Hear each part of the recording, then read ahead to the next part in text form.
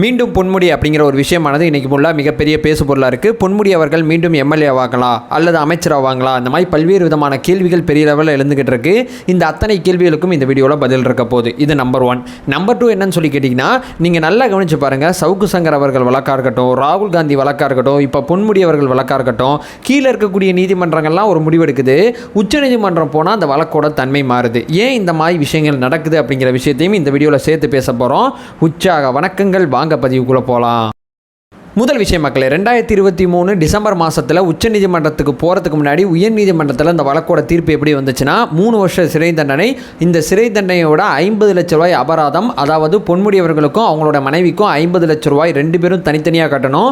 அப்படி 50 லட்ச ரூபாய் தனித்தனியாக கட்டலனா 6 மாதம் சிறை தண்டனை அப்படிங்கிற விஷயத்தை ஜெயச்சந்திரன் அப்படிங்கிற நீதிபதி வழங்கினாங்க. இந்த விஷயத்தை நீங்கள் மேல்முறையீடு போகிறதுக்கு ஏதுவாக 1 மாதமாக நான் நிப்பாட்டி வைக்கிறேன். 1 மாதத்துக்கு அப்புறம் நீங்கள் மேல்முறையீடு போகலனாட்டி நிச்சயமாக சிறையில் அடைக்க அப்படிங்கிறது தான் பொன்முடி அவர்கள் வழக்கோட உயர்நீதிமன்ற தீர்ப்போட மிக முக்கியமான சாராம்சம். இந்த விஷயத்தை எடுத்துட்டு உச்சநீதிமன்றம் போறாரு பொன்முடி அவர்கள். உச்சநீதிமன்றத்தில் முதல்ல பொன்முடி அவர்களோட அந்த சிறை தண்டனையை நிப்பாட்டி வைக்கிறாங்க. நீங்க சிறைக்கு போக தேவையில்லை, நீங்க இந்த வழக்கை உச்சநீதிமன்றத்தில் கண்டினியூ பண்ணுங்க அப்படிங்கிற விஷயமானது ஜனவரி மாசத்திலே ஒரு உத்தரவு பிறப்பிக்கப்படுது. அதை தொடர்ந்து பொன்முடி அவர்கள் கட்சி பணிகளில் மிக தீவிரமாக கவனம் செலுத்தினாங்க. கட்சி ரீதியாக நிறைய முக்கியத்துவம் கொடுத்து பொன்முடி அவர்கள் தன்னோட வேலையை செஞ்சாங்க. இளைஞரணி மாநாடாக இருக்கட்டும், அதுக்கப்புறம் பார்த்தீங்கன்னா திமுக அந்த கூட்டணி பேச்சுவார்த்தை இருக்கக்கூடிய அந்த குழுவில் கூட பொன்முடி அவர்கள் இடம்பெற்றிருந்தாங்க. கட்சி சார்ந்த நிகழ்வுகளில் பெரிய லெவலில் பொன்முடி அவர்கள் வெளியே தலை காட்டி தன்னோட வேலையை பார்த்துட்டு இருந்தாங்க.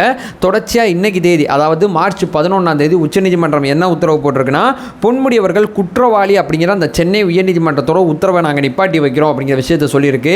குற்றவாளி இல்லைன்னு சொல்லலை, குற்றவாளி ஆமான்னு சொல்லலை, இப்போதைக்கு குற்றவாளி இல்லை, இந்த வழக்கை நாங்கள் விசாரிக்கிறோம் அப்படிங்கிற ஒரு நிவாரணத்தை பொன்முடி அவர்களுக்கு கொடுத்துருக்கு. தற்போதைய நிலையில் பொன்முடி அவர்கள் குற்றவாளி இல்லை அப்படிங்கிற தீர்ப்பு வந்த பிறகு இவர் குற்றவாளி அப்படிங்கிற காரணத்துக்காண்டி இவரோட எம்எல்ஏ பதவியை பறிச்சாங்க, அமைச்சர் பதவி போணுச்சு. ஸோ இவர் குற்றவாளி இல்லை அப்படிங்கிற தீர்ப்பை உச்சநீதிமன்றம் கொடுத்ததுனால நிச்சயமாக பார்த்தீங்கன்னா இப்போ நம்ம இந்த வீடியோ பேசுகிற தருவாயில் கூட அப்பாவு அவர்கள் தன்னோட ஆலோசனை ஆரம்பித்ததாக சொல்கிறாங்க. அப்பாவு அவர்களும் சட்டசபை செயலாளர் அவர்களும் பொன்முடி அவர்களோட விஷயத்தில் அடுத்த கட்டமாக என்ன செய்யலாம் அப்படிங்கிற விஷயத்தை மிக தீவிரமாக ஆலோசனை பண்ணிட்டு இருக்காங்க அப்படிங்கிற செய்தி என்னால் பார்க்க முடிஞ்சுச்சு. மார்ச் 5ஆம் தேதி பார்த்தீங்கன்னா சட்டசபை செயலகம் பொன்முடி அவர்களோட தொகுதியானது காலியாக இருந்தது அப்படிங்கிற ஒரு அறிவிப்பு வெளியிட்டாங்க. அதன் தொடர்ச்சியாக பொன்முடி அவர்கள் தொகுதிக்கு எலெக்ஷன் நடத்தக்கூடிய தீவிரமான வேலைகளில் தேர்தல் ஆணையம் இறங்கிச்சு.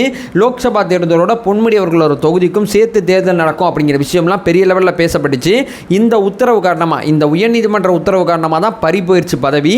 உயர்நீதிமன்ற உத்தரவை உச்சநீதிமன்றம் நிப்பாட்டி வச்சோன்னே மீண்டும் பொன்முடி அவர்கள் எம்எல்ஏவா தொடருவார். முதலமைச்சர் மு.க. ஸ்டாலின் அவர்கள் விருப்பப்பட்டாங்கன்னா நிச்சயமாக மீண்டும் அமைச்சராக பொன்முடி அவர்கள் தொடர்றதுக்கு நிறைய வாய்ப்பு இருக்கு.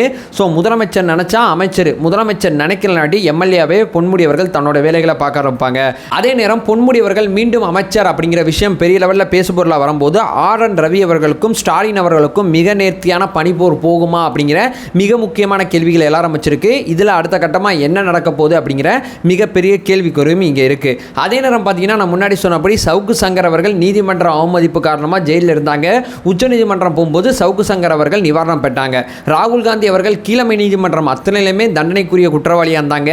உச்சநீதிமன்றம் போகும்போது ராகுல் காந்தி அவர்கள் கவனமாக பேசணும், இவர் இப்படி பேசுனதுக்கு அதிகபட்ச தண்டனை ஏன் கொடுக்கணும் அப்படின்னு சொல்லி கீழமை நீதிமன்றங்கள் எதுவுமே கொடுக்கல அப்படிங்கிற விஷயத்தை உச்சநீதிமன்றம் தெளிவுபடுத்தி இந்த மாதிரி விஷயங்கள்லாம் ராகுல் காந்தி அவர்கள் தொடர்ச்சியாக செய்யக்கூடாது அப்படிங்கிற அறிவுரை வழங்கி ராகுல் காந்தி அவர்களுக்கு நிவாரணம் கொடுத்தாங்க.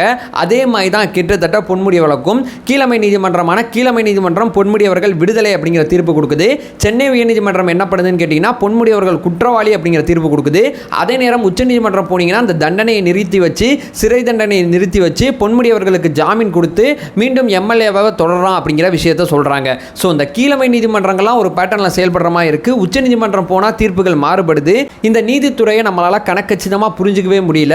பொன்முடி அவர்களுக்கு இந்த நிவாரணம் கிடைக்கிறதுக்கு பொன்முடி அவர்களோட வயது சம்பந்தப்பட்ட விஷயமும் அவரோட மருத்துவ காரணங்களும் இந்த வழக்கில் மேஜராக ரோல் பண்ணியிருக்கு அப்படிங்கிற விஷயத்தை பெரிய லெவலில் நாளிதழ்களில் பார்க்க முடியுது.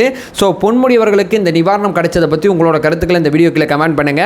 அதே நேரம் உங்களுக்கு என்ன தோணுது? ஆளுநர் ஆர்.என். ரவி அவர்கள் பொன்முடி அவர்கள் விஷயத்தில் முன்னாடி மாதிரி சர்ச்சைகளை உருவாக்குவார் அல்லது அமைதியாக கடந்து போவார்? இதில் உங்களுக்கு எது தோணுதோ அதை இந்த வீடியோக்களை கமெண்ட் பண்ணுங்க.